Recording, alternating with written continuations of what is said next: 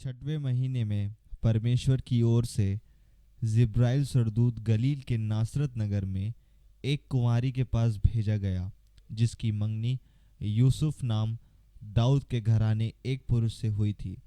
उस कुंवारी का नाम मरियम था। स्वर्गदूत ने उसके पास भीतर आकर कहा, आनंद और जय तेरी हो, जिस पर ईश्वर का अनुग्रह हुआ है, प्रभु तेरे साथ है। वह उस वचन से बहुत घबरा गई और सोचने लगी कि ये किस प्रकार का अभिवादन है। स्वर्गदूत ने उससे कहा,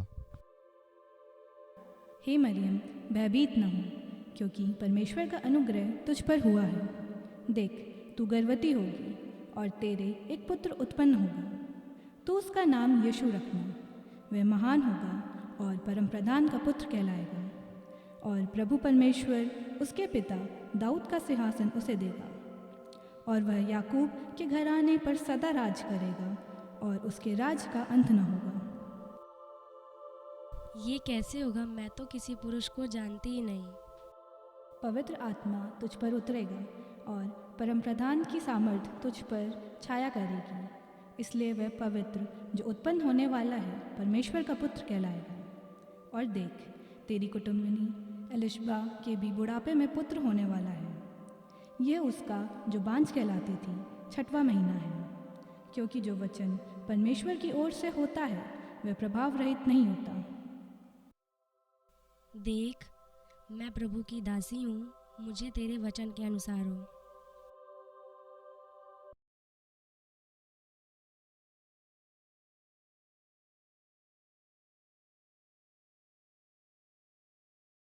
यीशु मसीह का जन्म इस प्रकार से हुआ कि जब उसकी माता मरियम की मंगनी यूसुफ के साथ हो गई, तो उनके इकट्ठा होने से पहले कि वे पवित्र आत्मा की ओर से गर्भवती पाई गई। अतः उसके पति यूसुफ ने, जो धर्मी था और उसे बदनाम करना नहीं चाहता था, उससे चुपके से त्याग देने का विचार किया।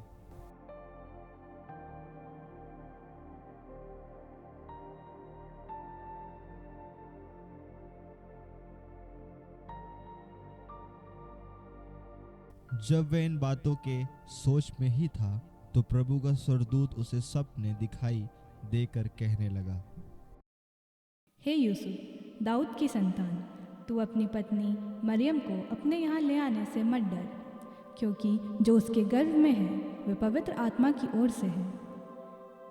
वह पुत्र जनेगी और तू उसका नाम यीशु रखना, क्योंकि वह अपने लोगों का उनके पापों से उद्धार करेगा।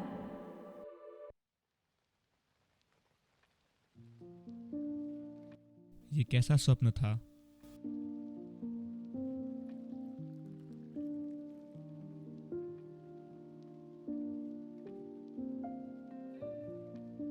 जैसा प्रभु के दूत ने मुझे स्वप्न में आज्ञा दी है, उसी के अनुसार मैं अपनी पत्नी मरियम को अपने यहाँ ले आऊंगा। ये सब इसलिए हुआ कि जो वचन प्रभु ने भविष्यद्वक्ता के द्वारा कहा था वह पूरा हो।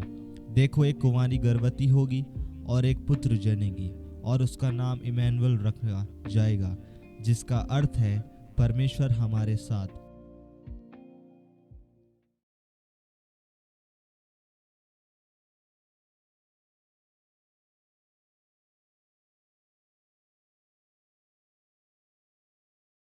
उन दिनों अगस्तुस कैसर की ओर से ये आज्ञा निकली।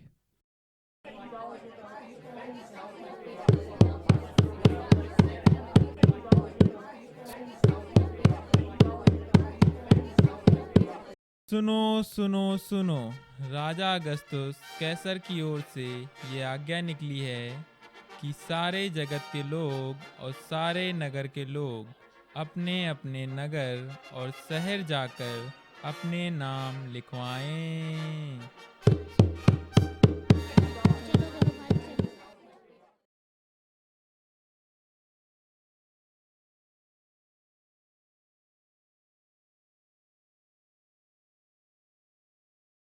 फिर यूसुफ अपनी पत्नी मरियम को सराय में ले जाने लगा। अरे नौकर, जी मालिक। आज लग रहा है सराय पूरा भरा हुआ है। हाँ मालिक, आज की कमाई तो बहुत हुई है और ऐसा लगता है आपके मरने के बाद मैं ये सराय संभाल सकता हूँ। अरे मैं अभी 100 साल और जिंदा रह सकता हूँ। मालिक, थोड़ा जल्दी चले जाओ तो मेरे लिए अच्छा है। अरे ये क्या बोला तूने? अरे मालिक, लगता है कोई आया है, मैं देख कर आता हूँ।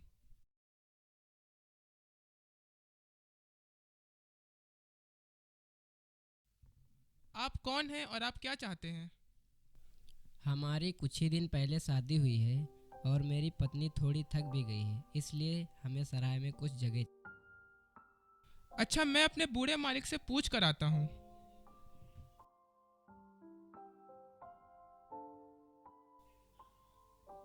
अरे मालिक, कुछ मुसाफिर आए हैं और वो सराय में जगह चाहते हैं।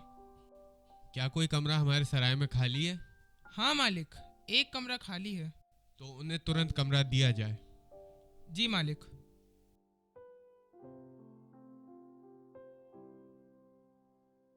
बहुत रात हो चुकी थी। सराय का मालिक सो रहा था। उसी समय मरियम और यूसुफ सराय में आए और मरियम बोली, चलते चलते थोड़ा थक गई हूँ। सराय आ चुका है, तुम यहाँ बैठो, मैं जाकर बात करके आता हूँ।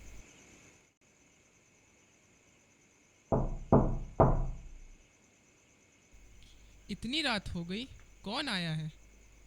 मैं देख कर आता हूँ, मेरा बूढ़ा मालिक तो सो रहा है।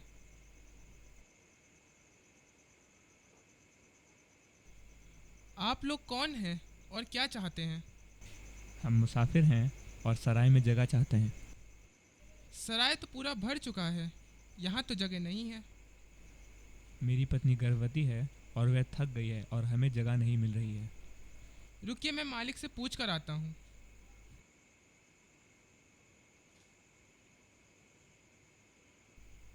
मालिक, अरे ओ मालिक, उठो।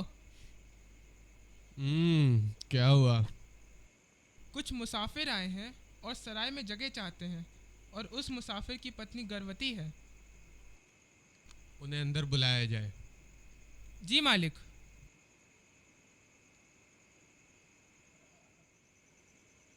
जी बताइए। हमें थोड़ी सी जगह चाहिए, मेरी पत्नी गर्भवती है और थक भी गई है। सराय में तो जगह नहीं है।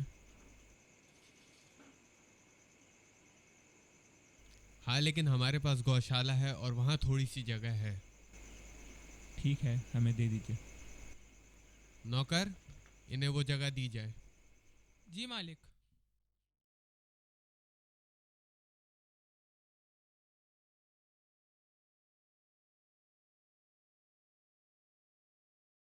और उस देश में कितने गड़रिये थे जो रात को मैदान में रहकर अपने झुंड का पहरा देते थे।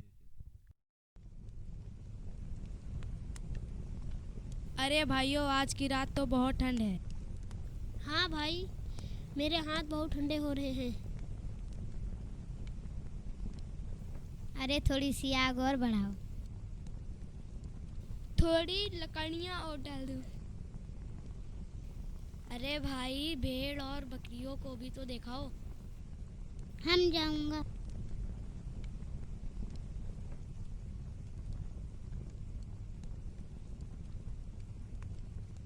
भेड़ बकरियां आराम से तो खाकर सो रही हैं।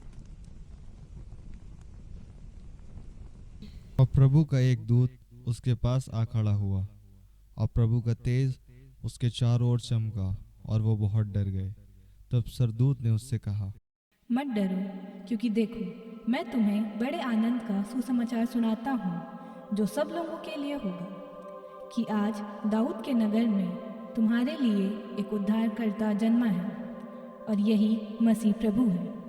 और इसका तुम्हारे लिए यह पता है कि तुम एक बालक को कपड़े में लिपटा हुआ एक चरनी में पड़ा पाओगे। तब एकाएक उस सरदूत के साथ सरदूतों का दल परमेश्वर की स्तुति करते हुए और ये कहते हुए दिखाई दिया, आकाश में परमेश्वर की महिमा और पृथ्वी पर उन मनुष्यों में जिनसे वह प्रसन्न है, शांति हो।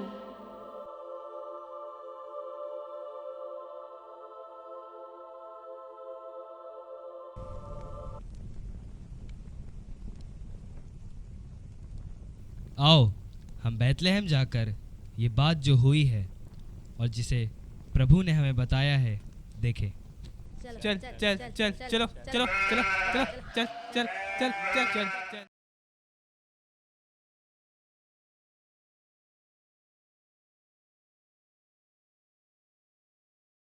हेरोदेस राजा के दिनों में जब यहूदियों का बैतलहम में यीशु का जन्म हुआ तो पूर्व से कई जोशी यरूशलेम में आकर पूछने लगे,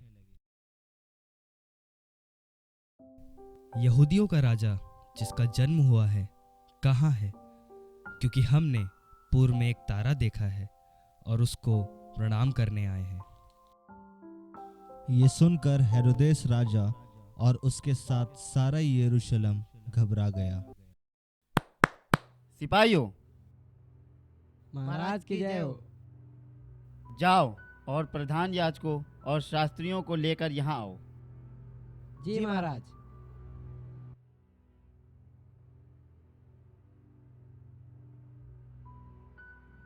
महाराज की जय हो। मसीह का जन्म कहाँ होना चाहिए? जी महाराज, यहूदिया के बैतलहम में, क्योंकि भविष्यवक्ता के द्वारा यूं लिखा है, हे बैतलहम जो यहूदिया के देश में है, तू किसी रीति से यहूदिया के अधिकारियों में से सबसे छोटा नहीं, क्योंकि तुझ में से एक अधिपति निकलेगा जो मेरी प्रजा इज़राइल की रखवाली करेगा। महाराज की जय हो। तब हेरोदेस ने ज्योतिषियों को बुलवाकर पूछा, महाराज की जय हो। तारा ठीक किस समय दिखाई दिया था? और उसने उन्हें ये कहकर बैतलहम भेजा, जाओ उस बालक के विषय में ठीक ठीक मालूम करो और जब वह मिल जाए तो मुझे समाचार दो ताकि मैं भी आकर उसको प्रणाम करूं। महाराज की जय हो।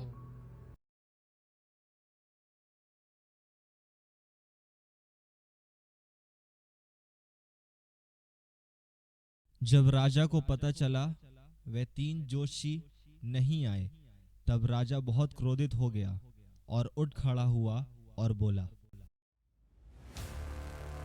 राजा, ऐसा कौन सा राजा है जो मुझसे भी बड़ा है कि वह मजूसी मेरे पास लौट कर ना आए? सिपाहियों, महाराज की जय हो। जाओ और जाकर बैतलहम नगर में और आसपास के सारे स्थानों में सब लड़कों को जो 2 या 2 से छोटे वर्ष के हैं उन्हें मरवा डालो।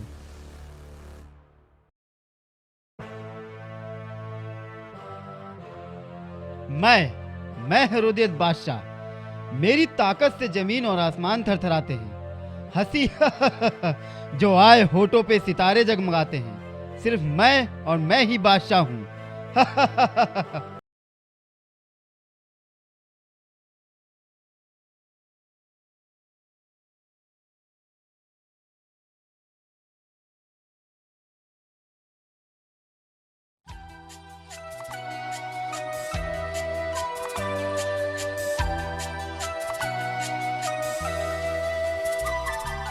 हम 3 राजा पूरब के हैं, नजरें भी सब वहीं की हैं। सफर दूर का पीछा नूर का करके हम आए हैं। आए रात के तारे अजूबा, शाही तारे खुशनुमा, आगे चल कर दिखा कर काबिल नूर तक पहुंचा। सोना लाया मैं की बादशाह, बैतलहम में जिसकी बारगाह, खूब ताजदार हो और आश्कार हो अब शहंशाह। आए रात के तारे अजूबा, शाही तारे खुशनुमा, आगे चल कर दिखा कर काबिल नूर तक पहुंचा।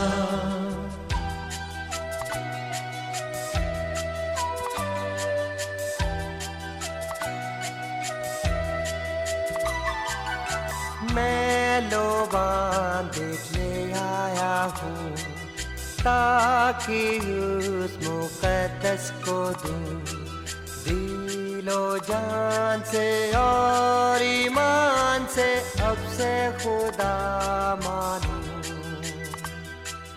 आए रात के तारे अजूबा, शाही तारे खुशनुमा, आगे चल कर दिखा कर कामिल नूर तक पहुँचा।